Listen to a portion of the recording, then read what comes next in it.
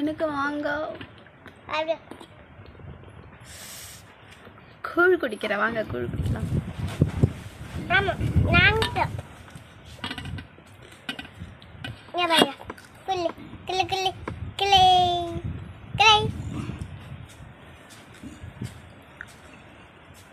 நேற்று சாமி படைச்சோம் இல்லைங்களா, அதில் வந்து கூடு செஞ்சு ஃப்ரிட்ஜில் வச்சுட்டேன். எங்களுக்கு தனியாக சாமிக்கு செஞ்சு எடுத்துகிட்டு போயிட்டேன்.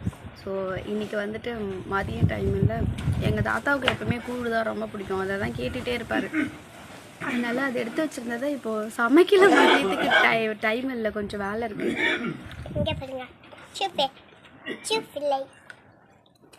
கூழ் சாப்பிட்றோம்.